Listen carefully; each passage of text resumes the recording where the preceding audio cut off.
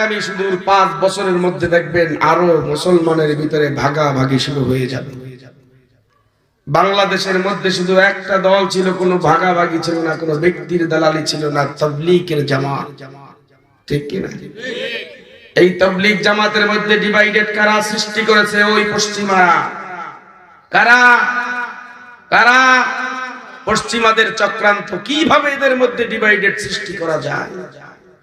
সমাজের মধ্যে কিছু মানুষ থাকে যে কিভাবে লাগাইয়া রাখা যায়, কেস মামলা করে রাখা যায়। তারা একটা, আমাদের বরিশালের ভাষায় বলে যে এটা হচ্ছে শুকনা আলুডি। কি শুকনা আলুডি? আলুডি বুঝেন? এটা বরিশালের ভাষায় মারলাম আর কি, মানে খালি শুকনার উপর ইনকাম করে। এটা ওরা লাগায়, ওটা ওরা লাগায়, যা যা যা তোর কাছে সমাধান দিয়ে যা, এটা মামলা করে যা, আমি আছি নাই। এক অবস্থা 12টা বাজবে, যাই বলি এখন যাবো না, যদি আলোচনা আসে ইনশাআল্লাহ।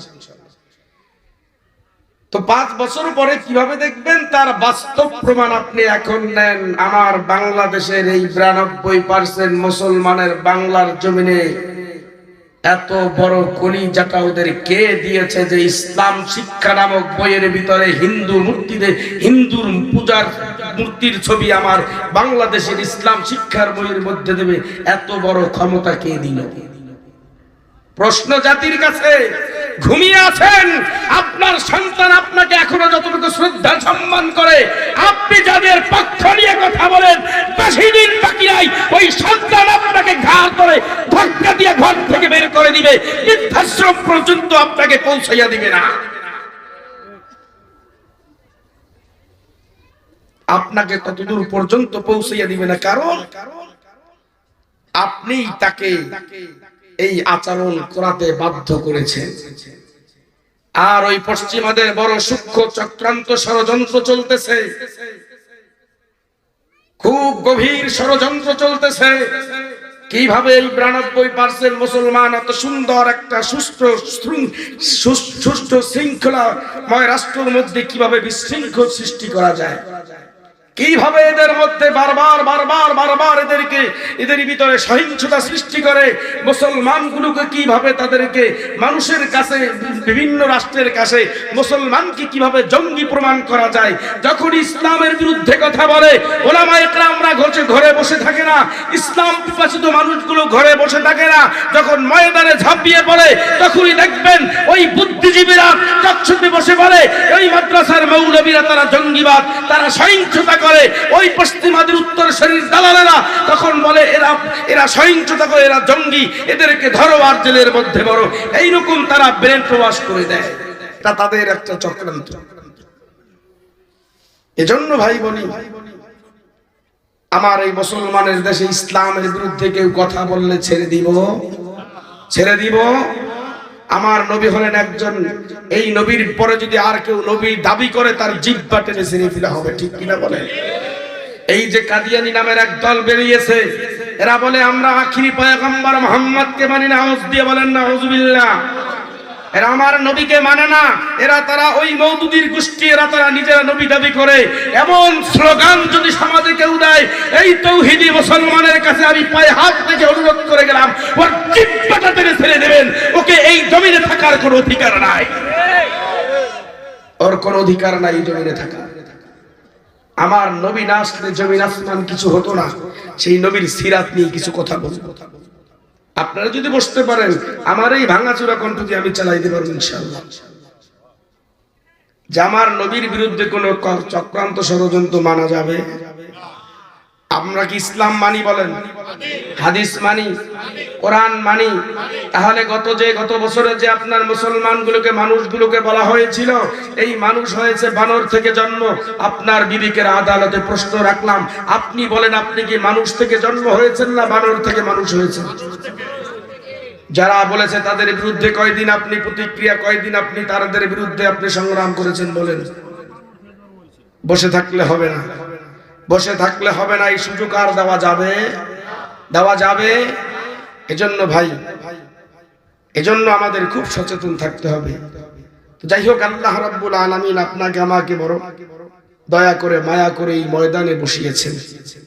আমি একটু 2-4 কথা বলে সবাইকে একটু কাছাইয়া নিলাম, কণ্ঠটা একটু ক্লিয়ার করলাম।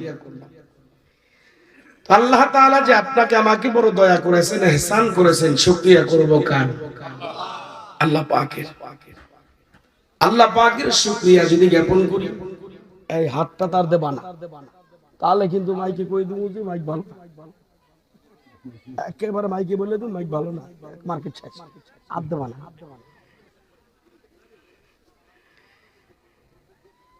আল্লাহ রাব্বুল আলামিন আপনাকে আমাকে অনেক সুন্দর করে সৃষ্টি করেছেন।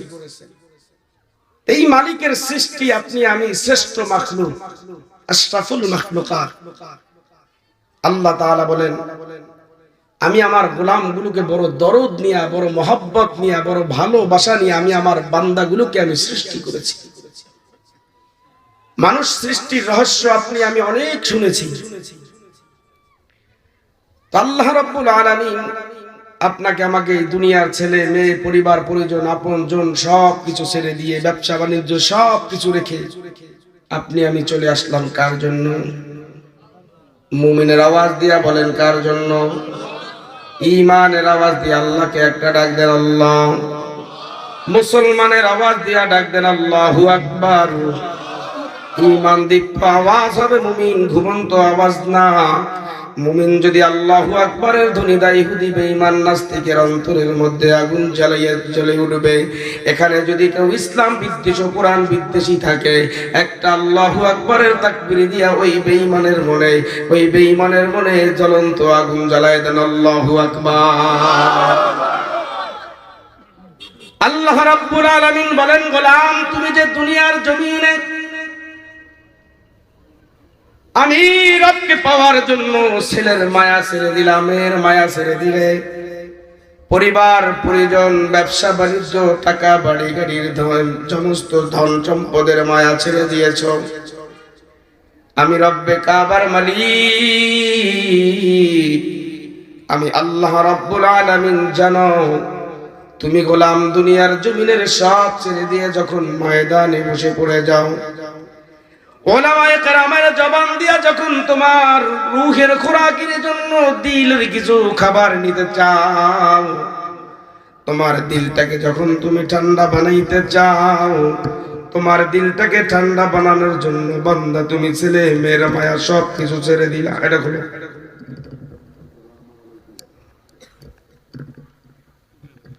একটু হালকাতে রাখতে হবে, বাড়ি রাখি।